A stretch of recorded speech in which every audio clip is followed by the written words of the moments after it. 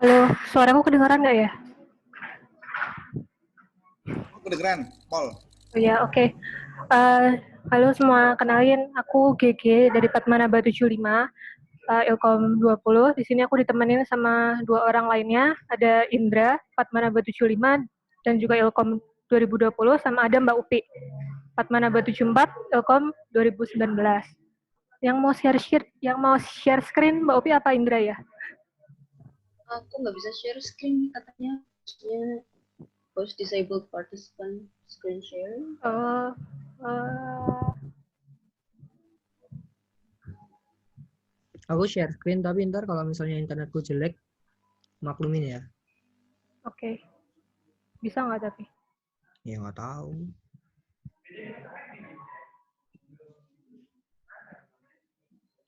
Udah belum? Udah.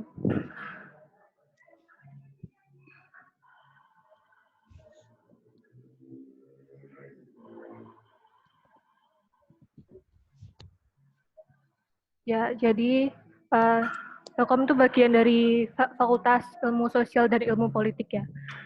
Terus kita juga representasi dari UGM. Lanjut. Nah, jadi untuk mata kuliah sebenarnya mirip-mirip kayak mata kuliah di Visipol lainnya. Terus buat lebih lengkapnya lagi bisa dicek di link yang udah tertera.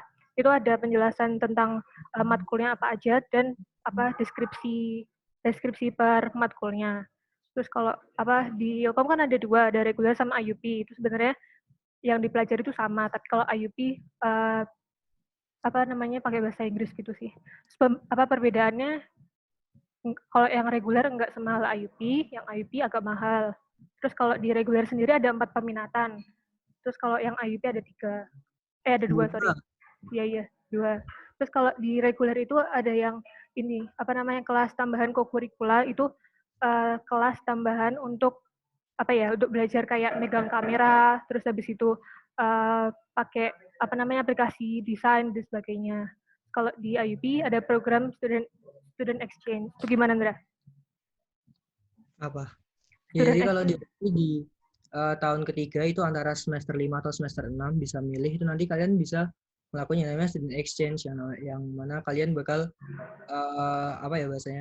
mencari experience di luar negeri.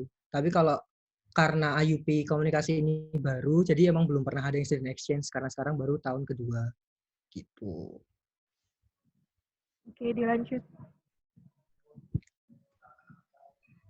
Dan untuk peminatannya antara reguler dan IUP kan beda. Mungkin yang reguler bisa dijelasin sama Mbak Upi. Halo, suara aku jelas nggak ya? Soalnya tadi putus. Jadi kalau misalnya di Ilkom itu ada yang reguler ya, ada 4 peminatan. Yang pertama ada media hiburan, itu nanti yang bermasalah media hiburan, film, terus habis itu novel yang kayak gitu. Terus periklanan tuh ya iklan, hubungan masyarakat itu PR tuh ya public relation. Sama jurnalisme itu jurnalisme juga. Jadi sebenarnya kan namanya emang dibagi 4 peminatan gitu. Cuman itu sebenarnya tuh peminatannya tuh kayak nanti bisa blawur sendiri. Jadi kalian tuh sebenarnya bakal tetap belajar 4-4-nya. Kalau mau belajar 4-4-nya tuh pun bisa. Emang dibikin kayak gitu buat konsentrasi aja kan. Misalnya kalian emang beneran mau bikin film, ya udah masuk media hiburan. Sisanya buat tambah-tambah, misalnya masuk periklanan buat minor biar tahu cara mengiklankan filmnya yang baik, kayak gitu aja. Tapi sebenarnya kalau misalnya mau ngambil media hiburan sama periklanan sama-sama seimbang, nggak mayor minor, itu juga bisa. Soalnya nanti tuh di semester atas itu bakal semester 4 sama 5 itu tetap ada mata kuliah lintas, mata kuliah apresiasi gitu. Jadi kalau misalnya kalian mau ngambil peminatannya 2 atau 3 atau 4 gitu bisa. Yang IUP, Indra tolong dijelasin. Oke, kalau di IUP sebenarnya tuh peminatannya hampir sama ya. Ada 4 juga, ada media hiburan, periklanan, PR, sama jurnalisme. Tapi kalau di IUP dibagi jadi 2, yaitu strategy communication sama media entertainment. Nah, di strategy communication ini itu isinya yang periklanan sama hubungan masyarakat. Sedangkan yang di media entertainment itu yang media hiburan sama jurnalisme. Nah, bedanya lagi kan yang reguler itu di tahun kedua ya. Nah, kalau IUP itu di tahun ketiga, dan itu lamanya 1 semester doang, karena yang 1 semesternya buat student exchange gitu. Jadi di awal-awal itu kita masih belajar kayak dasar-dasarnya, kayak misal ilmu sosial, ilmu politik, dan ilmu komunikasi itu sendiri. Bisa dilanjut. Untuk prospek kerja sebenarnya itu luas banget ya. Aku bingung mau jelasin gimana, soalnya di mana-mana tuh bisa sebenarnya, kerja di mana-mana tuh bisa, kayak di instansi kesehatan bisa, instansi pendidikan bisa, instansi pemerintahan juga bisa. Tapi dan dia tuh sifatnya juga lintas minat gitu loh. Jadi kalau misalnya kita belajar media entertainment, kita bisa kerja di periklanan juga, bisa kerja di jurnalisme juga kayak gitu. Dan untuk jelasnya sendiri lebih ke minat masing-masing sih, mau kerjanya kayak apa gitu. Bisa dilanjut. Nah, terus di Departemen Komunikasi ini tuh ada yang namanya Komako. Komako itu basically adalah OSIS-nya Ilkom sih.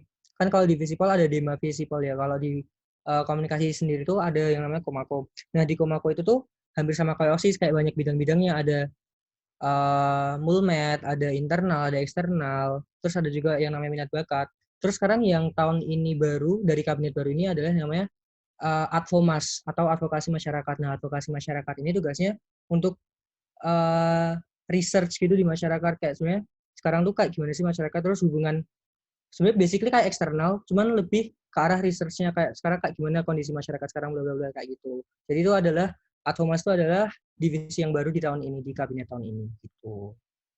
Seru kok Komako. Besok kalau masuk komunikasi mending ikut Komako aja, ya nggak sih? Iya dong. Next.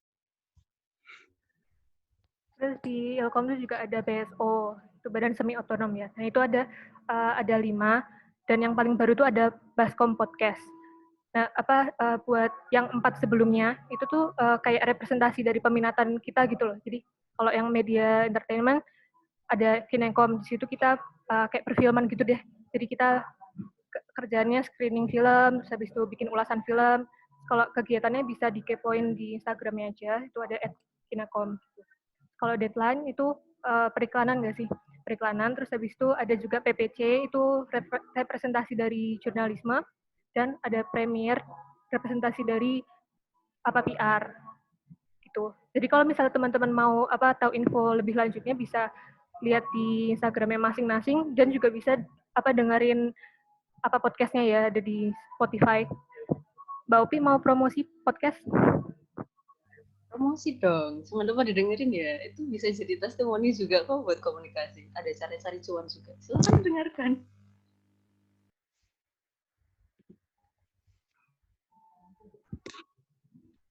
Ya, ini aku jawab pertanyaan yang tertulis dulu aja ya. Kalau prospek kerja kan tadi udah, terus peminatannya juga tadi udah, sistemnya juga udah.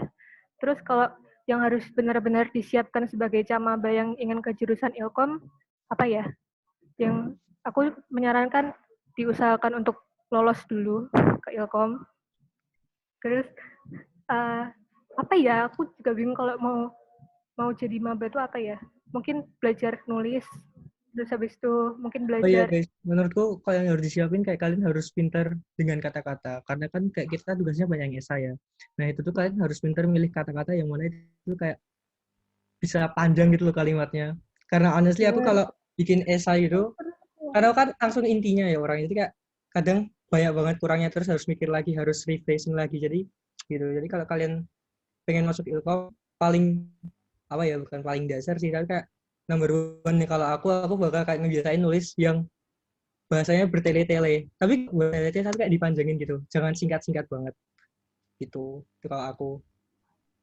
Ya, terus menurutku juga bisa lebih peka sama fenomena di sekitar sih, biar kalau ngerjain tugas tuh kayak langsung dapet topiknya gitu.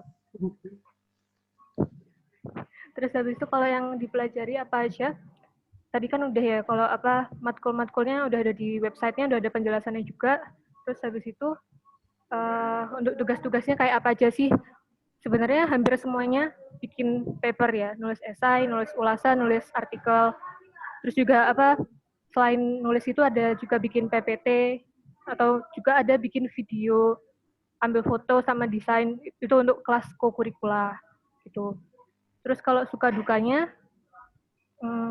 apa ya, gak tahu. Asik tahu, sukanya tuh banyak banget, dukanya biasanya dosennya tuh terlalu santai. Jadi ya kemarin sempat aku waktu online kelas kemarin itu ada kelas sore kan dari jam setengah 6, setengah 4 dari sampai setengah 6. Nah terus karena dosennya mungkin terlalu santai, keasikan, kita tuh pokoknya kebablasan sampai maghrib gitu lah. Terus akhirnya waktu udah maghrib, dosennya tuh bilang, maaf ya teman-teman saya keterusan. Jadi tadi saya sekalian ajak kalian ngabuburit. Jadi emang pokoknya tuh apa ya, santai banget. Asik kok kuliahnya tuh, kadang-kadang disetelin film, kadang-kadang disetelin kartun, kadang-kadang bahas perang juga tapi berat. Jadi ya pokoknya suka dukanya banyak, suka kok, dukanya dikit. Paling dukanya kalau ngerjain tugas deadline sih. Tapi sebenarnya dosen-dosen Elkom tuh kalau ngasih deadline juga masih logis gitu loh, nggak yang 1000 kata dalam 3 hari gitu, nggak sih. Biasanya semingguan gitu. Kalau apakah seasyik itu? Ya menurutku iya sih. Karena apa ya, dosen-dosennya santai, teman-temannya juga asyik, belajarnya juga apa ya, sesuai minat gitu loh. Oke deh, itu aja. Kalau misalnya kuliah offline, kebijakan berpakaian itu nggak longgar banget. Kamu mau datang pakai kaos, pakai jeans sobek-sobek, pakai sendal, nggak mandi itu nggak apa-apa. Pokoknya kalau kelas pagi itu nggak usah takut nggak mandi, banyak. Udah 229, nanti kalau misalnya ada yang mau ditanyain habis yang habis ini aja, waktu udah selesai. Udah ya, berarti dilanjut yang selanjutnya aja.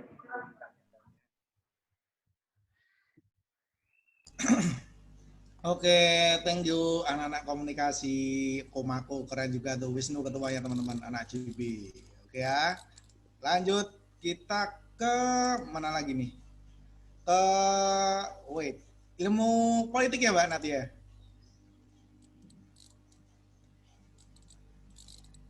Oke, monggo silahkan. Oke. Ini jauh-jauh dari Ini UI, kebetulan